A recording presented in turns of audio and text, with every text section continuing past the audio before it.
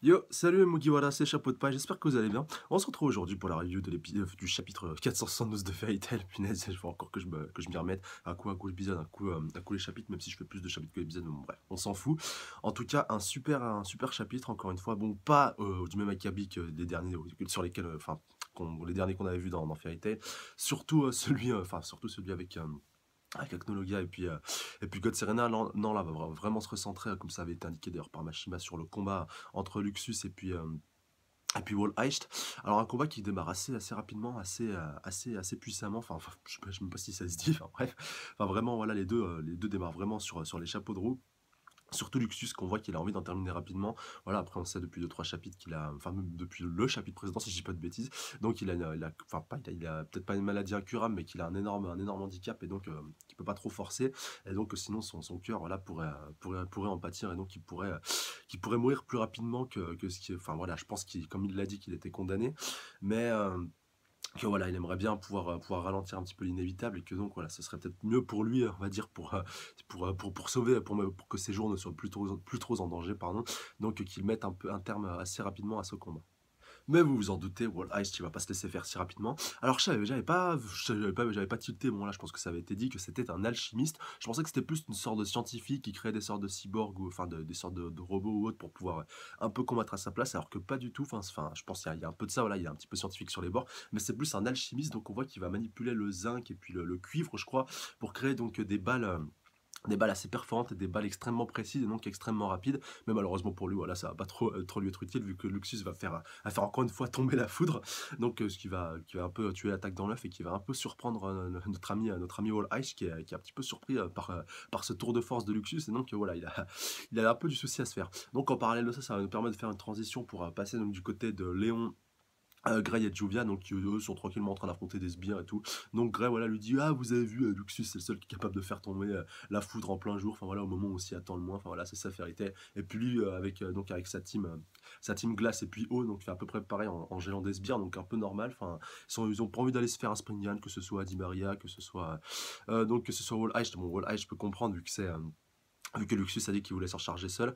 Mais bon, voilà, après, vous allez me dire qu'il a pas senti peut-être la présence du troisième Springan, voilà. J'y reviendrai un petit peu après, mais d'autres l'ont senti un petit peu à sa place.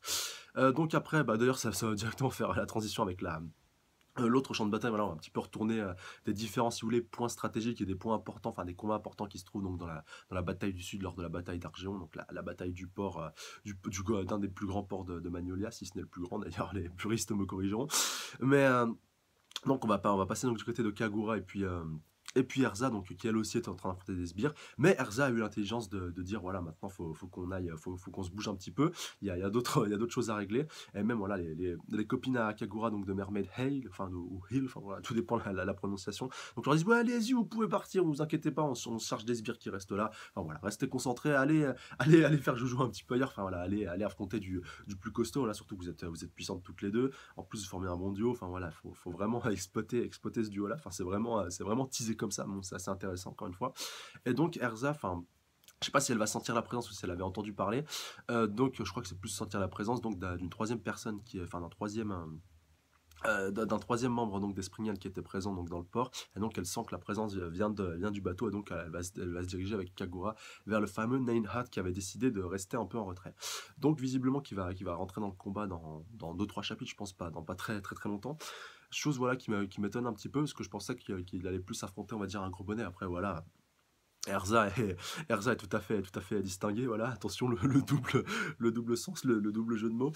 Mais en tout cas, franchement, ça pourrait être assez intéressant. Voilà, Erza, on avait vu qu'elle avait un petit peu galéré face à Agile. Bon, après, voilà, au final, grâce à Natsu, elle avait réussi à vaincre. Mais bon, je pense, enfin, Kagura est avec elle. Ouais, ça devrait être un combat assez équilibré, même si du coup, là, j'aimerais bien que Grey, Léon et puis Julia se bouge un petit peu aussi leur popotin pour aller lui prêter un coup de main, surtout Grey, voilà, qui pourrait vraiment avoir une grosse influence sur ce genre de combat.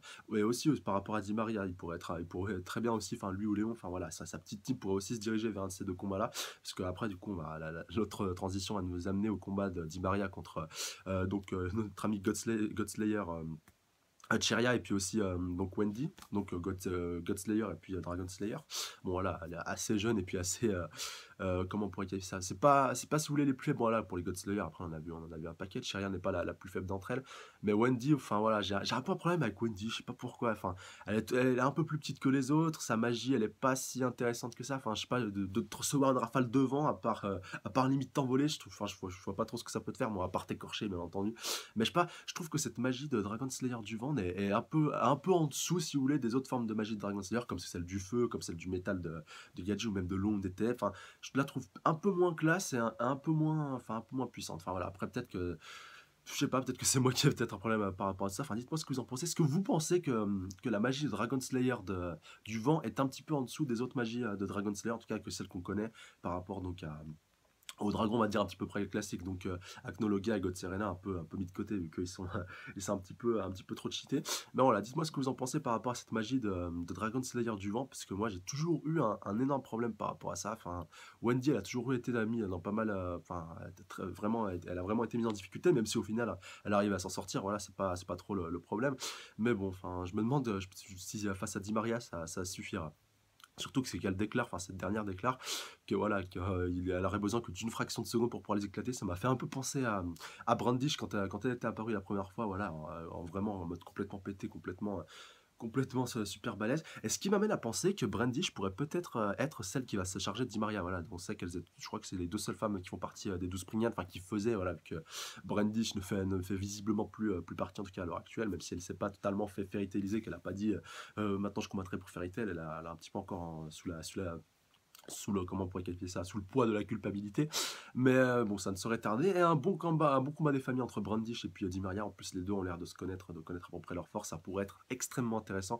Donc, dites-moi pareil ce que vous en pensez dans les commentaires. Est-ce que ce combat pourrait m'intéresser? Perso, moi, je vous le dis, je préférais largement un Brandish vs Di Maria que le combat qu'on a actuellement. Alors, après, il faut voir. Je veux voir la combinaison de Jack que ça va donner, Godslayer et puis. Dragon Slayer, ça pourrait être intéressant, mais voilà, je suis moyennement emballé, mais bon. Après, on verra bien. Et donc, on va retourner du côté, voilà, pour un peu clôturer ce chapitre après, parce que là, c'est bien beau de faire le tour des combats, il faut quand même faire avancer un minimum les choses. Donc, du côté de Luxus et puis Wall Heist, après, voilà, le titre, il portait leur nom. Le titre du chapitre hein, portait leur nom, c'est un petit peu normal qu'on se reconcentre sur eux. Donc, Luxus qui pareil, voilà, il commence un petit peu à faiblir. Enfin voilà, et ça permet un petit peu à Wall-Eyes de faire une analyse à peu près de son corps. Donc il décèle assez rapidement donc qu'il a une anomalie cardiaque, enfin voilà, par rapport à toute la maladie qu'il a, il a vraiment un vrai scanner. Le gars, il peut tout voir, il peut tout à peu près tout analyser, tout décortiquer. Et donc ça le permet, enfin voilà, ce qui me fait un peu penser que c'est un cyborg, voilà, que lui aussi il arrive un petit peu à s'auto-régler lui-même. Enfin ça me fait penser un peu à Frankie de One Piece pour ceux qui suivent aussi ce manga-là. Même si là, du coup, c'est un petit peu plus poussé que par rapport à Frankie. Enfin, c'est deux points de vue assez différents, mais ça m'a vraiment fait penser au cyborg, si vous voulez, de manière générale.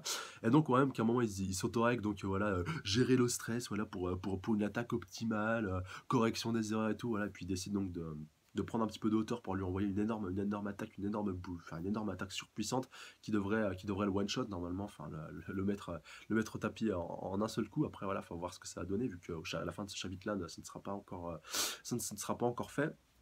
Mais donc juste avant en fait que le chapitre se termine, on voit que juste en fait il est passé dans une sorte de nouvelle forme, voilà, avec un peu de, avec comment on pourrait qualifier ça, avec un peu de métal, un peu de partout, enfin voilà, un peu en mode mecha si vous voulez, un mode mecha cyborg, enfin ça m'a beaucoup fait penser à ça, enfin, un peu à Batman du coup lorsqu'il avait combattu donc un de ses principaux, je le rappelle, celui qui se faisait passer pour lui au début, comme membre de Springan qui s'était fait complètement éclater par Ichiya il y a deux trois, il y a deux trois, il y a déjà quelques chapitres quand même. Et donc là, de voir qu'il fait un petit peu pareil, voilà, alors que c'est lui l'original, enfin, sauf à moins qu'un autre se cache encore une fois derrière, mais là, ce serait vraiment un peu too much. Déjà, la première fois, j'étais moyennement fan. Enfin, moyennement fan parce que j'étais content que le vrai Batman n'était pas si puissant que ça, et qu'en réalité, il y a quelqu'un derrière lui, mais voilà. Ça rajoute encore un ennemi encore en plus. Il y a encore pas mal de Springian à voir. Après, faut voir comment tout ça va être géré encore une fois. Ça, je pense que je vous donnerai mon point de vue final par rapport à Batman lorsqu'il aura vaincu, enfin lorsqu'il aura été battu. Voilà, parce que faut pas casser trois pattes à un canard. Voilà, ils vont tous tomber les uns après les autres. Mais bon, j'ai envie de voir comment ça va être fait, si ça va être bien fait, et si on va pouvoir le voir, si vous voulez, avec un bon power-up, et si vous voulez, qu'il aura bien résisté. Après, voilà, la fin de chapitre est assez intéressante, parce qu'on voit qu'au juste au moment, en fait, il se tend un petit peu au-dessus, un peu à la Genos, enfin, pour ceux qui suivent One Punch Man, ça m'a beaucoup fait penser à ça, avec sa main mécanisée et tout, prêt à lancer une sorte, prêt à lancer son attaque, en fait, tout simplement. Et on voit Luxus, si vous voulez, qui est pris encore une fois d'une sorte d'attaque au niveau de son cœur. Il dit, punaise, pourquoi pas maintenant et tout, je peux pas. C'est le pire moment, en gros, où ça pouvait m'arriver. Ce qui m'amène à me penser, voilà, ça va être peut-être un peu, je pense, ma théorie par rapport à ce chapitre-là. Est-ce que Wall Heist avait prévu, si vous voulez, avait anticipé que Luxus aurait une attaque à ce moment précis, donc voilà, et donc qu'il a paramétré, si vous voulez, et calculé son attaque pile poil au moment, si vous voulez, au moment où il pourrait pas se défendre, et donc qu'il la planterait de plein fouet.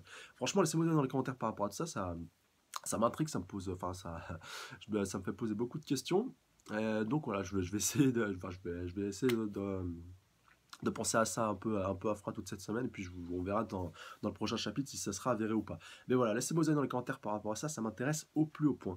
Donc le chapitre se termine là-dessus, donc le prochain chapitre, ce sera lu, je crois que donc le titre du prochain chapitre, ce sera Luxus, le Luxus rouge, je crois que c'est quelque chose comme ça, ou Luxus brûle, enfin je sais plus, quelque chose par rapport à ça, quelque chose par rapport à quelque chose d'assez d'orangé, d'assez puissant. Je sais plus si c'était rouge ou si c'était brûle, enfin bref, en gros que Luxus il allait vraiment s'énerver et se donner un petit peu à fond. Ce qui veut peut-être dire que ce combat va déjà se terminer au chapitre prochain, enfin ça serait assez rapide, ça serait assez surprenant, bon voilà, pas aussi rapide que Acnologia vs Godzilla, je crois que je vais mettre un nouveau théorème en place, la rapidité d'un combat à être exécuté par rapport à Acnologia vs Godzilla, qui donc voilà serait un petit peu le zéro absolu, enfin voilà le record à battre, vraiment comment on pourrait qualifier ça, le combat le plus rapide de l'histoire de Fairy Tail, enfin voilà, le premier gros combat le plus rapide de l'histoire de Fairy Tail, enfin voilà, je pense que ce sera assez dur à détrôner, mais là quand même on serait sur une bonne moyenne si ce combat se terminait au chapitre prochain, enfin voilà, assez proche du record finalement en deux chapitres, même si voilà, enfin je serais un peu déçu que ça se termine en deux chapitres, même si voilà, c'est pas le combat qui m'intéresse le plus, encore une fois, enfin c'est pas le Springan si vous voulez que j'ai en plus le plus envie de voir combattre, c'est plus Neinhardt et puis donc Bradman, voilà les deux qui nous ont été annoncés. Aussi Jacob, celui qui se trouve avec Auguste. Auguste aussi, Inbel aussi. Enfin voilà, pour l'instant, ces Springan là, ce sont pas ceux qui m'intéressent le plus, mais bon, enfin voilà, on va faire avec. Et puis tant que voilà, qu'ils sont faits, après, ça veut dire qu'on aura du lourd très forcément après. Voilà, après, dans tous les mangas, ça monte crescendo comme ça, surtout quand c'est. Quand il y a une multitude d'adversaires, enfin là ça a été le cas aussi dans Fairy Tail lors des arcs précédents, que ce soit Tartaros, Action Seis, Grimoire Art, voilà, on est monté crescendo au niveau si vous voulez de puissance et au niveau donc des méchants, que ce soit au niveau de leur pouvoir, que ce soit au niveau de leur personnalité, que ce soit au niveau de leur charisme, que ce soit à tous les niveaux, enfin au niveau de leur charisme après tout est relatif encore une fois, mais bon voilà, on monte crescendo niveau puissance au fur et à mesure des combats, et donc ça annonce je pense du très très lourd par rapport à la suite, et on verra comment tout cela sera goupillé.